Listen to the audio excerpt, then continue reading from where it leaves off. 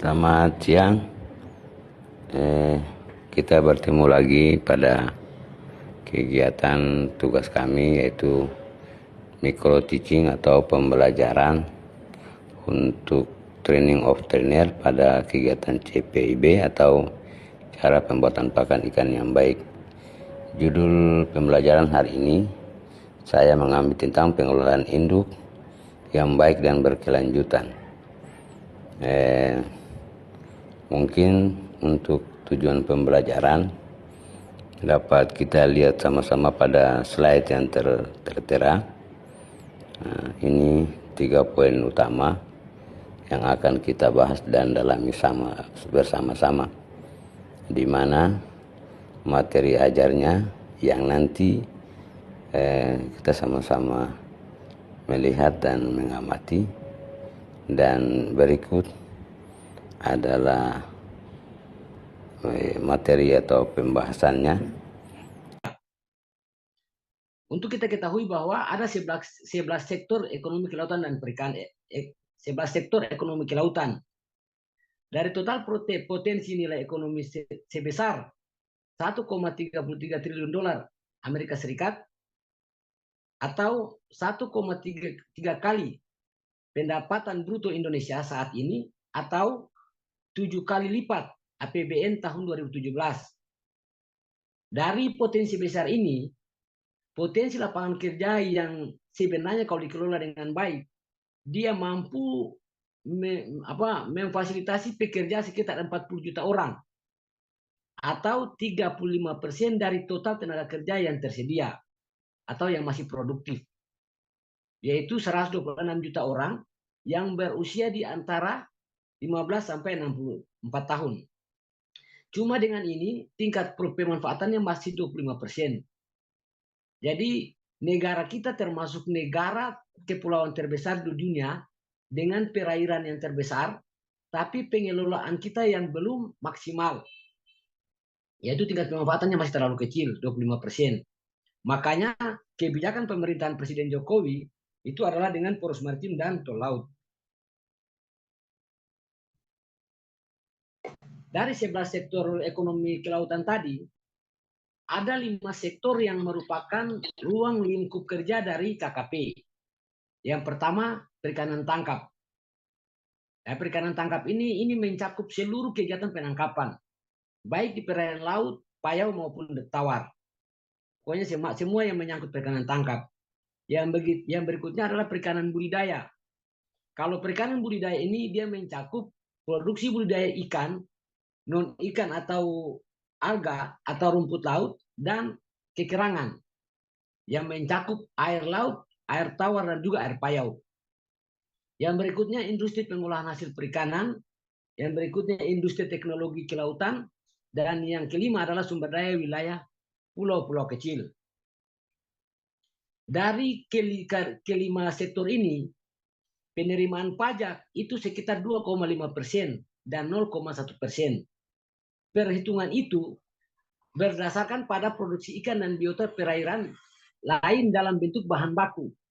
Maksudnya begini, hasil budidaya ikan yang dihitung dengan 25% atau 0,1% ini masih berupa bahan jadi, atau setelah selesai panen langsung dikonsumsi. Contohnya ikan yang dibudidayakan di KJA setelah dipanen langsung dijual, itu berarti dalam bentuk barang jadi. Tidak dihitung dengan barang-barang yang atau dari produksi antara. Atau contohnya begini, ikan presto, bandeng presto. Bandeng presto itu kan cuma dilihat bandeng prestonya, berarti dia masuk di industri pengolahan hasil perikanan. Tapi kalau mau ditelusur, hasil dari ikan bandeng tadi itu ikan hasil budidaya. Nah, ini tidak dihitung, makanya yang dihitung produksi yang barang jadi saja. Sehingga perhitungan sangat kecil, yaitu 2,5% dan 0,1%.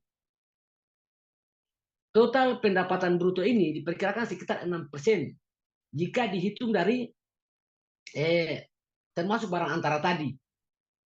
Jadi total PDB perkiraan sekitar 6%, kontribusi kelautan dan perikanan terhadap ketahanan pangan dengan total nilai dengan pangan nasional sekitar 60%.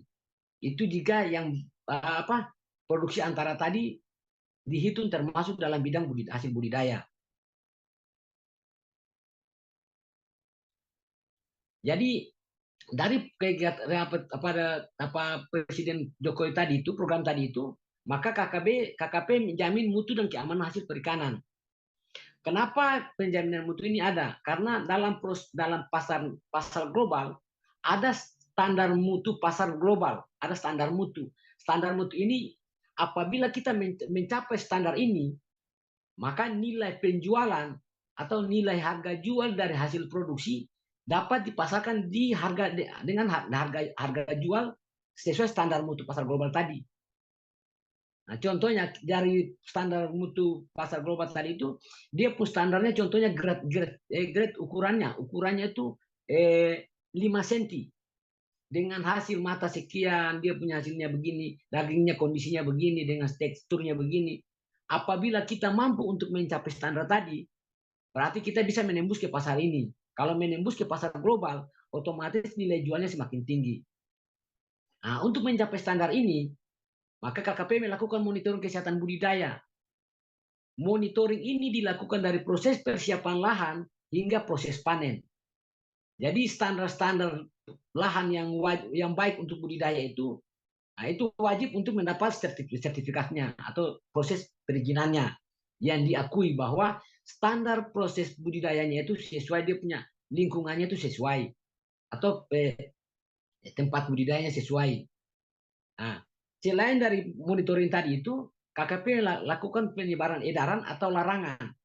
Edaran ini berupa edaran untuk agar himbauan untuk para pembudidaya ikan tidak menggunakan pakan yang tidak terdaftar pada KKP atau tidak punya SNI. Itu merupakan salah satu edaran. Atau contohnya larangan.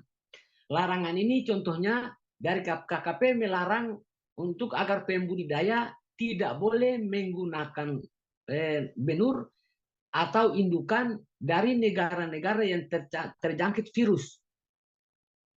Nah, ini merupakan proses untuk mencapai standar mutu pasar global ini. Nah, dengan ini kita mendapatkan satu rekomendasi dari Komisi Decision pada tahun 2011 dengan nomor pendaftaran registrasinya 1663. Nah, dari rekomendasi ini maka dari KKP membuat membangun dua laboratorium yang mempunyai standar dari pasar Uni Eropa yang dibangun di BBP AT Sukabumi dan di Situbondo. Hasil audit dari DG Sante atau tim auditor dari Uni Eropa pada Oktober 2018, dua provinsi yang diambil sebagai tempat pengambilan sampel yaitu Provinsi Jawa Timur dan Sulawesi Selatan. Dari hasil sampel tadi itu kita mendapatkan hasil mirror. Hasil mirror ini membuktikan bahwa pembudidaya Indonesia tidak menggunakan bahan-bahan kimia ataupun sesuatu yang dapat mengurangi nilai mutu dari hasil budidaya. Jadi kalau mau dibilang dari hasil audit ini, standar mutu pasar global ini kita sudah dapat.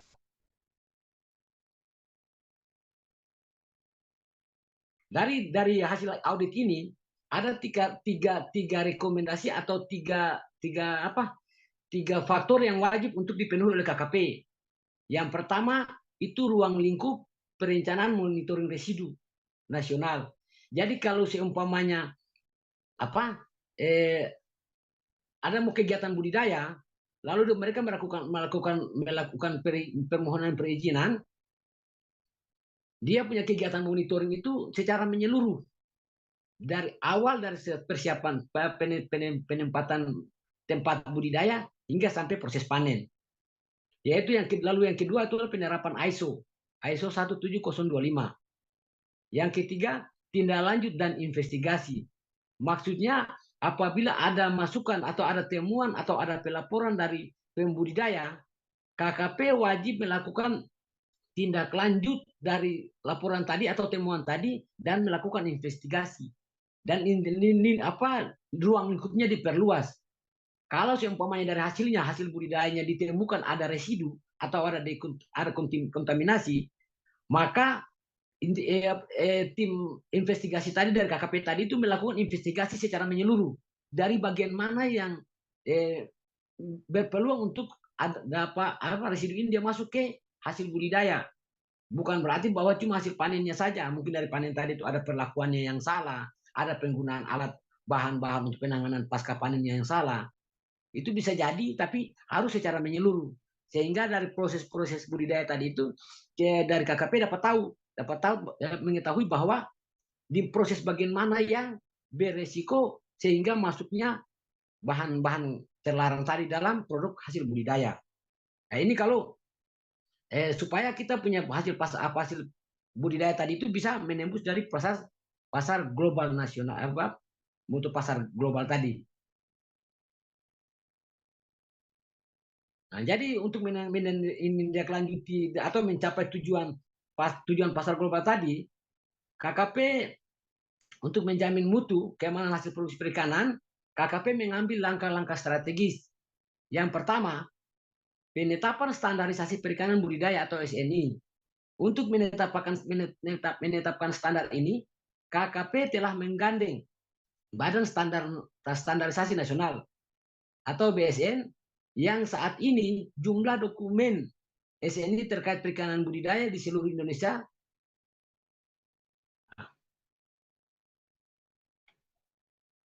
sudah sejumlah 333 SNI yang terdiri dari 69 SNI kesehatan dan lingkungan, 27 SNI pakan, 83 SNI produksi, 101 SNI pembenihan, 13 SNI ikan hias, 40 SNI terkait sarana prasarana budidaya. Jadi totalnya itu ada 333 SNI. Ini merupakan hasil KKP yang sudah bekerjasama dengan BSN atau Badan Standarisasi Nasional. Yang kedua, sertifikasi CBIB, CPIB, dan CPPIB. Ini berlaku untuk seluruh pembudidaya. Selama tahun 2020, sertifikasi CBIB sudah mencapai 4.599 unit. Sertifikasi CPIB sudah mencapai 250 unit. Sertifikasi CPPIB sudah terlaksana pada 86 unit. Yang ketiga, pendaftaran obat dan ikan, yaitu CPOIB. Nah, dari program ini nomor 3 ini, poin ketiga ini, terhitung mulai Januari hingga Maret 2021, jumlah obat ikan yang terdaftar dan aktif sebanyak 355 merek. Yang keempat, pendaftaran pakan. Ini pendaftaran pakan ini dia berlaku untuk produksi pakan mandiri yang sudah dia sudah bukan untuk konsumsi sendiri, tapi sudah dipasarkan. Selama dia masih menggunakan atau dia produksi untuk dipakai untuk sendiri, itu tidak memerlukan untuk pendaftaran pakan. Tapi seumpamanya dia ingin meningkatkan status usahanya dari usaha mandiri untuk konsumsi sendiri, dijadikan sebagai produksi industri atau untuk dikonsumsi oleh pembudidaya yang lain, wajib mendaftarkan pakannya atau mendaftarkan proses dia punya daftar, dia punya nama pakannya supaya dapat sesuai aturan pemerintah supaya tidak melanggar edaran atau larangan dari pihak KKP. Yang kelima itu monitoring residu. Nah, monitoring residu ini termasuk suatu hal yang memang dianggap serius oleh KKP. Nah, ini selama tahun 2020 saja sudah sebanyak 5.080 sampel, baik pada ikan, udang, dan air. Jadi KKP untuk mencapai produksi mutu global tadi itu melakukan standarisasi nasional itu tidak asal program, tetapi langsung dilaksanakan ke lapangan.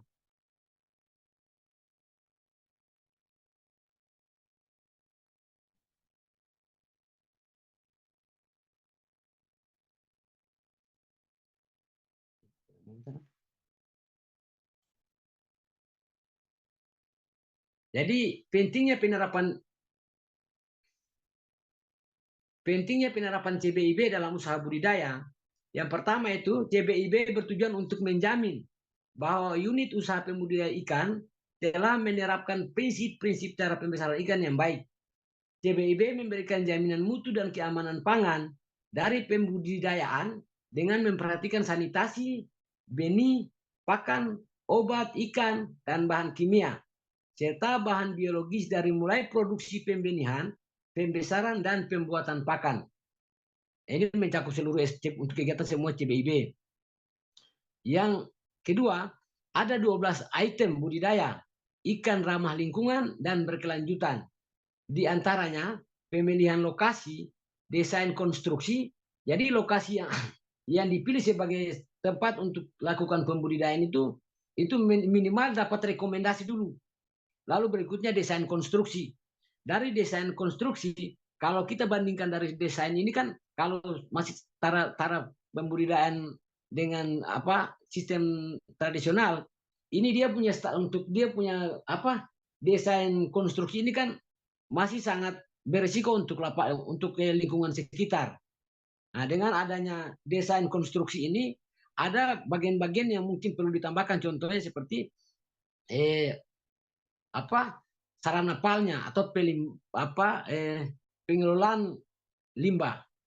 Nah, jadi sehingga hasil buangan dari media budidaya tadi itu sebelum masuk ke lingkungan kembali itu sudah melalui satu proses pengolahan, walaupun pengolahan tadi itu tidak menggunakan alat-alat atau menggunakan bahan kimia, tapi ada proses pengendapan dulu, sehingga yang tidak layak masuk ke perairan atau ke lingkungan dia akan tersimpan dalam media pengendapan. Ya, yang berikutnya produk broodstock larva. Yang berikutnya manajemen pakan atau saprotan. Berikutnya manajemen air, manajemen peralatan, manajemen bahan kimia, penerapan biosecurity, penanganan masalah sosial, penanganan tenaga kerja. Ini yang penanganan masalah sosial ini. Jadi dalam proses pembangunan satu sarana budidaya itu otomatis dapat merubah lingkungan secara fisik maupun lingkungan secara sosial. Di mana dalam proses budidaya ini kan masyarakat tidak boleh bebas atau seleluasa untuk memasuki lokasi kegiatan budidaya tadi itu sebagaimana sebelum adanya kegiatan itu. Jadi ada batasan-batasan. Nah, ini mungkin akan berpengaruh pada kegiatan sosialnya tadi, masalah sosial.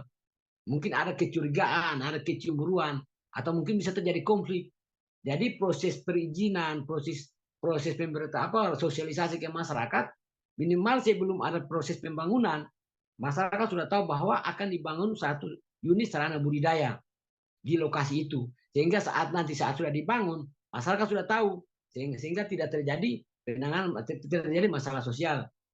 Lalu berikutnya penanganan tenaga kerja. Kalau tenaga kerja ini kan ada yang sudah mendapat sertifikasi pengakuan dari pemerintah bahwa dia ini layak untuk mendapatkan menduduki suatu jabatan atau memegang suatu penanggung jawab sebagai satu siklus kegiatan. Nah, ini juga akan berpengaruh kepada masyarakat.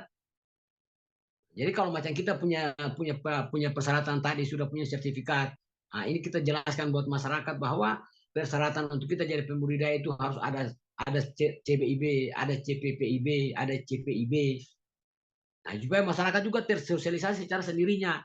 Atau sekaligus kita pemberitahuan ke masyarakat bahwa sebelum kita terjun menjadi pembudidaya, kita sudah mendapatkan sertifikasi atau pelatihan sertifikasi dan sosialisasi tentang cara-cara untuk menjadi seorang pembudidaya yang profesional.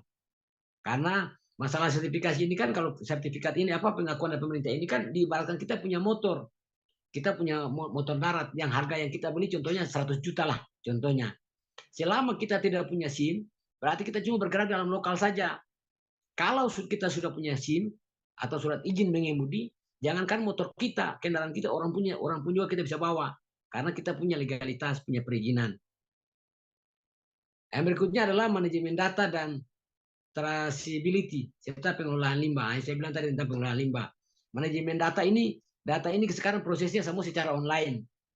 Sekarang juga kan untuk data dia punya pengelolaan air, pemberian waktu pemberian pakan itu sudah di-setel secara secara canggih dengan teknologi. Jadi ini juga mesti kita terapkan di kegiatan budidaya. Sehingga kaum-kaum milenial ini tidak semata-mata berpikiran bahwa orang pembudidaya itu dia cenderung dengan kotor. Tapi kalau macam orang sudah paham tentang dengan cara-cara budidaya yang semakin modern, kita harapkan untuk para milenial ini orang mampu untuk menjalankan kegiatan usaha budidaya ini secara profesional. Nah, dengan tujuan dari materi ini, tujuan materi ini di mana bahwa keberterimaan produk dan penguatan daya saing hasil perikanan budidaya adalah mutlak harus didorong untuk meningkatkan nilai ekspor produk perikanan budidaya nasional. Demikian presentasi dari saya. Mungkin ada yang perlu kita sharing atau kita tukar pendapat. Saya berikan waktu.